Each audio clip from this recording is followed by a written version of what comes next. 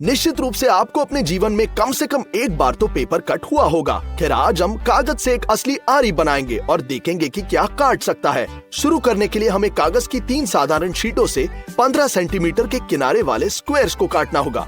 फिर हम stationery glue की मदद से इन स्क्वायर्स को एक साथ चिपका देंगे ताकि कोई गैप्स न बचे। सतह को पूरी तरह से ग्लू से ढकना होगा। निश्चित रूप से हम इन्हें टेम्परेरी प्रेस से कस कर दबाएंगे। अब हमें कंपास की आवश्यकता है, जिस पर हमने पहले एक तेज ब्लेड लगाया है। सर्कल का रेडियस 6.3 सेंटीमीटर होगा। सुई को स्क्वायर के केंद्र में बिल्कुल चिपकाए, अच्छे से जकड़ेंगे और कंपास के साथ गोल बनाएंगे। हमें पूरी तरह से अच्छा चिकना सर्कल मिला है। ग्राइंडर डिस्क की मदद से हम बीच में छेद बनाएंगे और फिर एक कंपास की मदद से हमने एक छोटा सर्कल काट दिया है।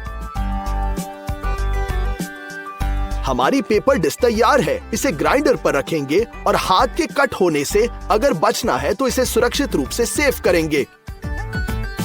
अच्छे से लगाएंगे। आरा शुरू करते हैं।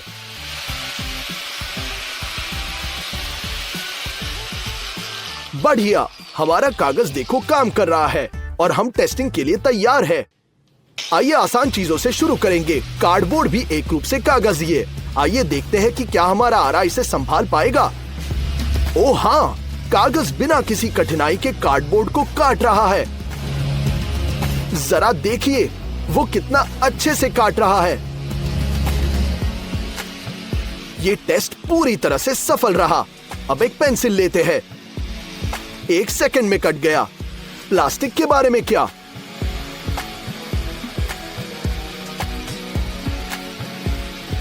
प्लास्टिक ढक्कन हमारे आरे में आसानी से कट रहा है। बहुत अच्छा। लेकिन क्या होगा अगर प्लास्टिक मोटा हो? आइए देखेंगे कि प्लास्टिक पाइप का क्या होता है। प्रक्रिया बहुत धीमी है, लेकिन हम स्पष्ट रूप से परिणाम देख रहे हैं। ये अच्छे से कट रहा है। प्लास्टिक पाइप के साथ मुकाबला कर रहा है। काफी चिकनी कटिंग है, पर थोड़ा प्लास्टिक और कागज का चूरा बन जाता है। ऐसा लग रहा है कि कुछ भी इसे रोक नहीं पाएगा। प्लास्टिक पैनल एक बहुत ही आसान टेस्ट निकला और हमारा आरा कुछ ही सेकंड में इसे काट चुका है। कठिनाई को बढ़ाते रहेंगे। अब हमारे पास एक लकड़ा है। यहाँ हमें पहले से ही बहुत अधिक समय और प्रयास करना है, लेकिन प्रोग्रेस पहले से धीमा तो है। कागज लकड़े में प्रवेश कर रहा है और इसे काटना जारी रखता है। ये अविश्वसनीय है। डिस्क की थोड़ी सी भी कठोरता हमारे कागज को नहीं रोक रही। लगभग पहुंच गए। हाँ, लकड़ी बिना किसी समस्या के कट गई है। जले हुए निशान पर जरा ध्यान तो दे। और हमारे पास रबर बैंड की एक गेंद है। आइए देखेंगे कि पेपर इसका सामना कैसे करेगा। लगभग तुरंत रबर बैंड उसके दबाव में फटने लग रहा है।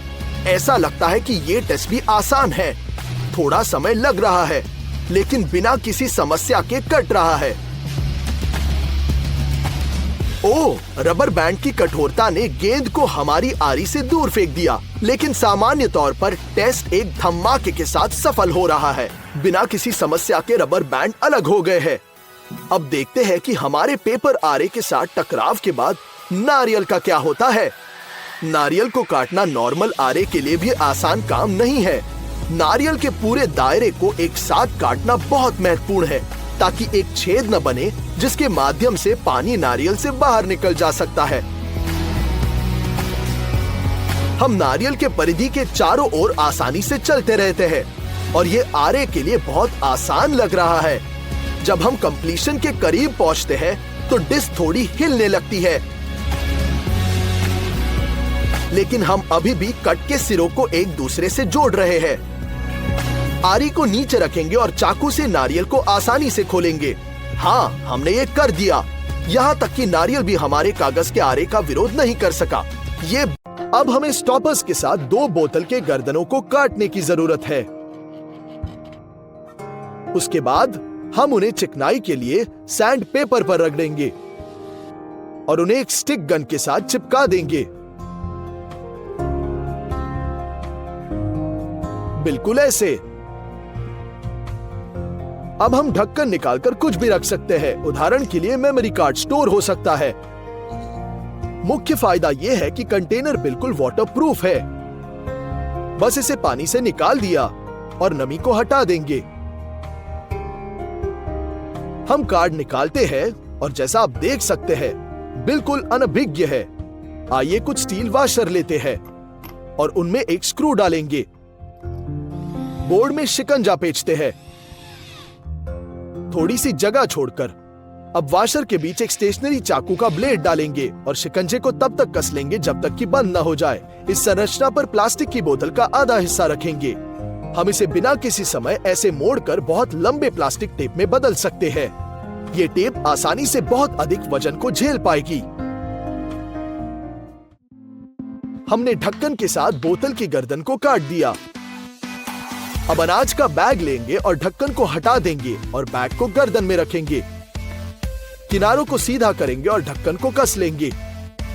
अब बैग से अनाज डालना बहुत आसान हो गया है। बिल्कुल ऐसे।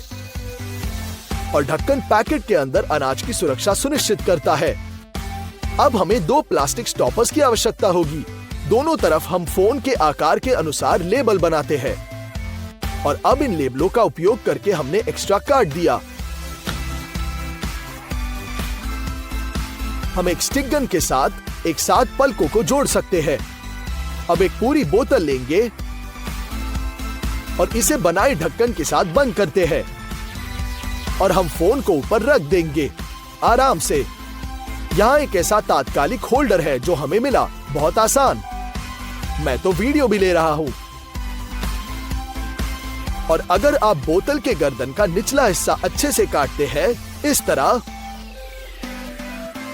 तो आप हमारा वीडियो इस फोन स्टैंड पर देख सकते हैं। हम ढक्कन के केंद्र में एक छोटा सा छेद पिघलाएंगे और बोल्ट को आधा पेंच करेंगे।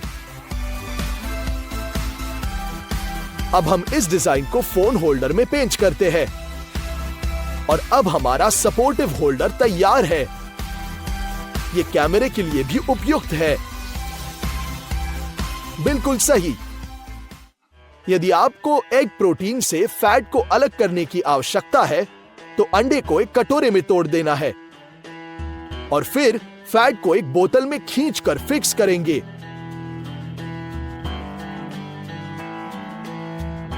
और अभी दूसरे कंटेनर में डालते हैं। एक छोटी टॉर्च के साथ एक बड़ी जगह को रोशन करने के लिए इसे पानी की बोतल की गर्दन पर रखना है या एक प्लास्टिक कनस्तर की दीवार के खिलाफ भी लगा सकते हैं। देखें कि पानी कितनी खूबसूरती से बह रहा है।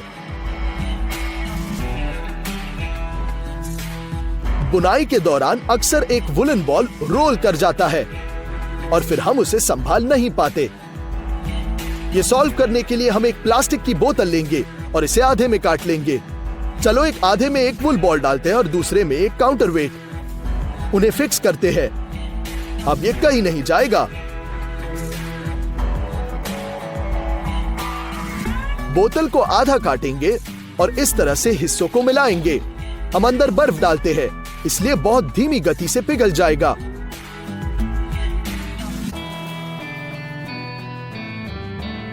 और इसे इस तरह से ड्रिंक में डालना भी अधिक आसान है। अब एक सुई का उपयोग करके हम बोतल के तल में एक छेद बनाते हैं।